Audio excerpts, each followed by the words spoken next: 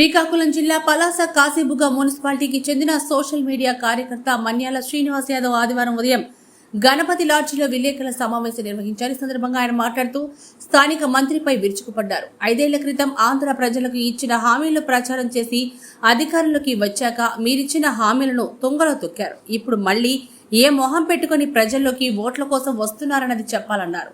అధికార పార్టీ నాయకులు నిన్నటి నుంచి ప్రచారం మొదలుపెట్టారు. ప్రజలకు మీరు చేసిందేమిటో చెప్పి మొదలు పెట్టండి.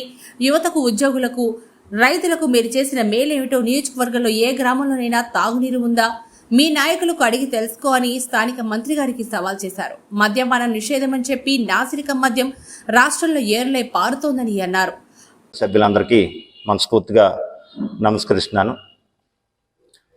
గౌరవ మంత్రివర్యులు డాక్టర్ సీదిరి అప్పలరాజు గారు నిన్నను ప్రచార ప్రారంభించాడు. అసలు గౌరవ మంత్రివర్యులు సీదిరి అప్పలరాజు గారు ఏ ముఖం పెట్టుకొని ఈ నియోజకవర్గంలో ప్రచారం ప్రారంభించారో ముందు నియోజకవర్గ ప్రజలకు చెప్పాలా. అదేవిధంగా ఒక మంత్రి స్థానంలో ఉన్న మీరు ఈ 5 కోట్ల ఆంధ్ర రాష్ట్ర ప్రజానీకానికి చెప్పాలా. ఎందుకు అనంటే 2019లో మీ అధినాయకుడు వైఎస్ జగన్మోహన్ రెడ్డి గారు ఆచరణ కాని హామీలతో మీరు ఈ 5 కోట్ల ఆంధ్ర రాష్ట్ర ప్రజలకు మోసం చేశారు అని ఈ సందర్భంగా మీకు తెలియజేస్తా ఉన్నాను. మద్యపాన నిషేధం అన్నారు. మద్యపాన నిషేధం చేసి 2024 ఎన్నికల్లోకి వెళ్తానన్నారు. ఈరోజు ఈ ఆంధ్ర రాష్ట్రంలో ఏ మద్యాన్ని మీరు అమ్ముతున్నారో ఒక్కసారి గుండె మీద చెయ్యి వేసుకొని రాష్ట్ర ముఖ్యమంత్రి వర్యులు జగన్మోహన్ రెడ్డి గారు, అదేవిధంగా మంత్రివర్యులు డాక్టర్ అప్పలరాజు గారు ఈ రాష్ట్ర ప్రజలకు తెలియజేయాలా. నాసిరకపు మద్యాన్ని అమ్మి ఈ రాష్ట్ర ప్రజల ఆరోగ్యాలతో ఆడుకున్న నాయకులు మీరు కాదా అని ఈ సందర్భంగా మిమ్మల్ని ప్రశ్నిస్తా ఉన్నాను. కాదా? ఏ ముఖం పెట్టుకొని మీరు మళ్ళీ ప్రచారాన్ని ప్రారంభించారో మీరు ఈ నియోజకవర్గ ప్రజలకు, ఈ రాష్ట్ర ప్రజలకు తెలియజేయాలా.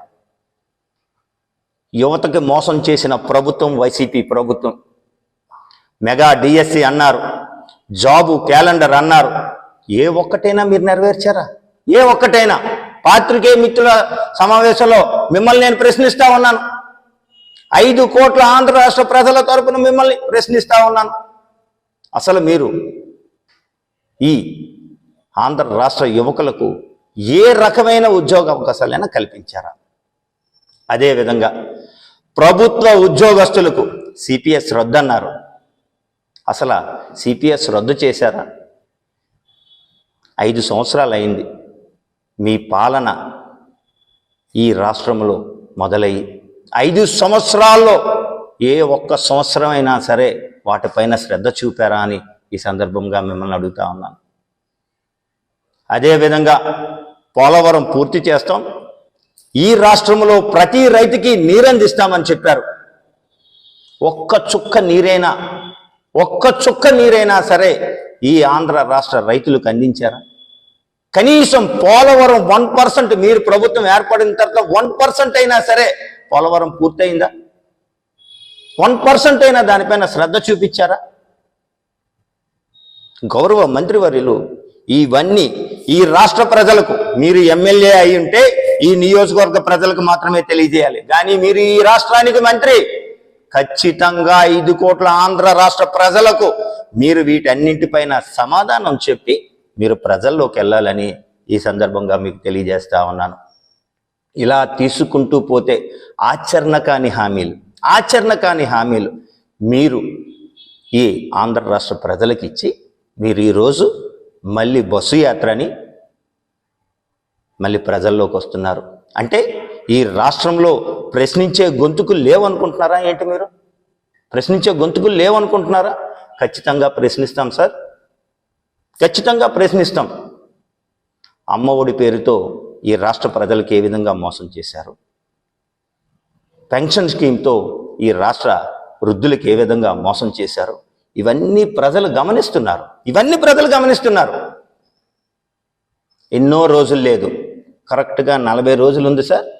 ప్రజలు ఖచ్చితంగా బయటికి రాకపోవచ్చు, కానీ ఓటు వినియోగించుకునేటప్పుడు మీరు చేసే మోసాలన్నీ బుర్రలో ఉంచుకొని ఎవరైతే ఈ రాష్ట్రాన్ని సరైన పద్ధతిలో పరిపాలిస్తారో వాళ్ళు ఖచ్చితంగా ఓటు వేసి మళ్ళీ ఈ రాష్ట్ర భవిష్యత్తుని గాడిలో పెట్టే నాయకుడిని ఎన్నుకునే రోజు అతి కొద్ది రోజుల్లో ఉందని ఈ పాత్రికేయ మిత్రుల ద్వారా మిమ్మల్ని తెలియజేస్తా ఉన్నాను. ఒక్కసారి మీరు గుండె మీద చేసుకొని చెప్పండి, గుండె మీద చేసుకొని చెప్పండి. నాడు నేడు పేరుతో మీరు పాఠశాలలు ఆధునీకరణ చేసేవన్నారు. మరే అదే నాడు నేడు కార్యక్రమంతో ఎన్ని పాఠశాలలు మూసారో మీరు చెప్పగలరా? ఈ రాష్ట్రంలో ఎన్ని పాఠశాలలు మూసారో చెప్పగలరా? వాటిపైన మాత్రం మీరు సమాధానం చెప్పరు. వాటిపైన కూడా మీరు సమాధానం చెప్పాల్సిన అవసరం ఉంది మంత్రి గారు.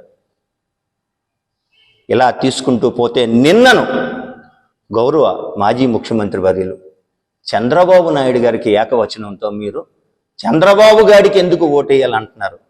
సార్, మంత్రి గారు ఈ రాష్ట్రాన్ని, ఉమ్మడి రాష్ట్రాన్ని, హైదరాబాదుని ప్రపంచ చిత్రపటం పైన చూపించిన ఏకైక నాయకుడు సార్. భారతదేశంలోనే తెలివైన నాయకుల్లో నారా చంద్రబాబు నాయుడు గారు ఒకరు సార్. ఆయన చేతుల మీదుగా 10th క్లాస్ మంచి మార్కులతో మీరు పాస్ అయ్యి ఆయన చేతుల మీదుగా గోల్డ్ మెడల్ తీసుకున్న వ్యక్తి సార్ మీరు. ఆ నాయకుడిగా ఏకవచనంతో ఆడికి ఎందుకు వేయాలా? ఖచ్చితంగా కదా సార్, నారా చంద్రబాబు నాయుడు గారికి వేయాలి. ఎందుకంటే 2014-19 హయాంలో ఈ రాష్ట్రానికి నారా చంద్రబాబు నాయుడు గారు ఏం చేశారు, 2019-24 ఈ రోజు వరకు వైఎస్ జగన్మోహన్ రెడ్డి గారు ఏం చేశారని మనం బ్యారీ చేసుకుందాం. రండి డిబేట్కి, ఎవరు వస్తారా? రండి డిబేట్కి.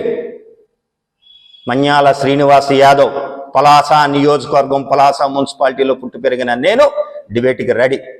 పలాస నియోజకవర్గం నుంచి మీరు ఎవరికి పంపించినా సరే సింగిల్గా వచ్చి నేను డిబేట్లో పాల్గొంటాను. మీరు ఎంతమందికి పంపించినా సరే నేను రెడీగా ఉన్నానని ఈ సందర్భంగా గౌరవ మంత్రివర్యులు డాక్టర్ శ్రీధర్ అప్పలరాజు గారికి తెలియజేస్తా ఉన్నాను. పాత్రికేయ మిత్రులు కూడా ఒక్కసారి గమనించాలి, ఇవన్నీ మీరు ప్రజల్లోకి తీసుకెళ్ళాలి. ఈ ఆంధ్ర రాష్ట్రంలో వైఎస్ జగన్మోహన్ రెడ్డి గారు ఈ ఆంధ్ర రాష్ట్ర ప్రజలకి ఏ విధంగా మోసం చేస్తారో మీరు ఇవన్నీ తీసుకెళ్ళాలి. ఇది మీ బాధ్యత, ఇవన్నీ కూడాను మీ బాధ్యత. ఈ నియోజకవర్గం కానీ ఈ రాష్ట్రం కానీ మనం చావాల్సింది కానీ ఏది చేయాల్సింది కానీ మన ఆధార్ కార్డులో ఉండాల్సిన అడ్రస్ ఆంధ్ర రాష్ట్రం పలాస నియోజకవర్గం. అంటే మన ఆంధ్ర రాష్ట్రం బాగుండాలి, పలాస నియోజకవర్గం బాగుండాలి అని మన అందరం కోరుకునే వ్యక్తులు. దయచేసి ఇవన్నీ మీరు ప్రజల్లోకి తీసుకెళ్ళాలి. అదేవిధంగా ఏ ఉద్దేశంతో రాజకీయాల్లోకి గౌరవ మంత్రివర్యులు వచ్చారో ఇప్పుడు ఈ నియోజకవర్గానికి కానీ ఈ రాష్ట్రానికి కానీ ఏం చేశారో ప్రజలకు తెలియజేయాలి. ప్రతిదీ కూడా ఆత్మ పరిశీలన గౌరవ మంత్రివర్యులు చేయాలని చెప్పి ఈ సందర్భంగా తెలియజేస్తూ మళ్ళొకసారి గౌరవ మంత్రివర్యులకు నేను సూటిగా మీకు 4 ప్రశ్నలు. మా ప్రత్యేక హోదా ఏమైంది? మా ఆంధ్ర రాష్ట్రానికి ప్రత్యేక హోదా ఏమైంది? అదేవిధంగా ఆంధ్ర రాష్ట్రానికి రాజధాని ఏది? రాజధాని ఏది ఆంధ్ర రాష్ట్రానికి? భారతదేశంలో ఉన్న రాష్ట్రాల్లో ఒకే ఒక రాష్ట్రం రాజధాని లేని రాష్ట్రం మీరు వచ్చిన తర్వాత ఆంధ్ర రాష్ట్రం. దీనికి కూడా మీరు సమాధానం చెప్పాలి.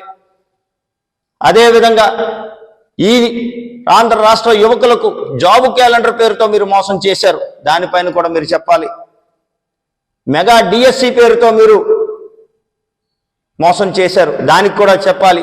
పోలవరం పేరుతో మీరు మోసం చేశారు, దానిపైన కూడా మీరు చెప్పాలి. మద్య నిషేధం అన్నారు, దానిపైన కూడా చెప్పాలి. 3,000 రూపాయలు నేను ప్రభుత్వం ఏర్పడిన వెంటనే పెన్షన్ అన్నారు, 2,250 నుంచి ప్రారంభించి ఈ రోజు మీరు 3,000 ఇస్తున్నారు, దానిపైన కూడా మీరు సమాధానం చెప్పాలి. అమ్మ ఒడి 2 పిల్లలకి ఇస్తామన్నారు 15,000 చొప్పున, ఈ రోజు ఒక బిడ్డకి ఇస్తున్నారు, ఎంత ఇస్తున్నారు, ఈ సంవత్సరం వేశారా లేదా మీరు చెప్పాలి ఈ ఆంధ్ర రాష్ట్ర ప్రజలకు. ఇవన్నీ చెప్పి మీరు ప్రచారం చేయాలని ఈ సందర్భంగా పాత్రికేయ మిత్రుల ద్వారా సోషల్ మీడియా ద్వారా గౌరవ మంత్రివర్యులకు సూటిగా ప్రశ్నిస్తూ సెలవు తీసుకుంటున్నాను. పాత్రికేయ మిత్రులు ఏవైనా ప్రశ్నలు వేయగలిస్తే ఖచ్చితంగా వేయండి.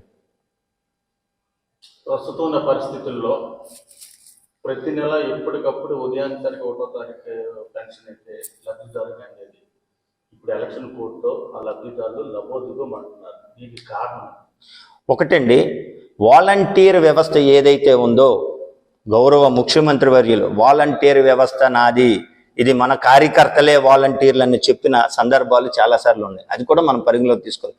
దాన్ని బేస్ చేసుకొనే ఈసీ గారు ఈ 2 నెలలు మీరు వాలంటీర్ వ్యవస్థ కాదు సచివాలయం వ్యవస్థ ద్వారా ఏమన్నారు, ఏర్పాటు చేయమన్నారు. సచివాలయం ద్వారా 2 నెలల తర్వాత ఏ ప్రభుత్వం ఏర్పాటు చేస్తే చెయ్యండి అంటే 2019 ముందు అసలు పెన్షన్ విధానమే లేదా, పెన్షన్ అందుకోలేదా ఏ వృద్ధులు కానీ ఎవరు కానీ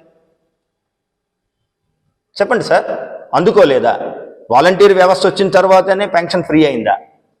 అంటే అదే జన్మభూమి కమిటీ ద్వారా అందుకున్నప్పుడు పడ్డ ఇబ్బందులను దృష్టిలో పెట్టుకొని దాన్ని మెరుగైన సమాజానికి సేవ చేయాలన్న దృక్పథంతో సార్ జన్మభూమి కమిటీల సమయంలో కూడాను ప్రజలకు చాలా చక్కగా అందాయండి. ఇవన్నీ ఏంటంటే చేత కాని నాయకులు చేసిన ఆరోపణలు తప్ప తెలుగుదేశం ప్రభుత్వంలో చాలా చక్కగా ప్రతి కార్యక్రమం అయ్యిందండి. తీసుకోండి సార్, రాష్ట్ర అభివృద్ధి 2014-19లో ఎలాంటి ఇండస్ట్రీస్ ఆయన విడిపోయి 2014లో విడిపోయి మనం వచ్చిన తర్వాత నారా చంద్రబాబు నాయుడు గారు అమరావతిని ఏ విధంగా తయారు చేశారు చూడండి. ఒక్కసారి వైజాగ్ వచ్చి చూడండి, ఐటీ కంపెనీస్ ఎలాగొచ్చాయి. ఒక కియా, ఒక హీరో, ఒక లూలు మాల్ లాంటి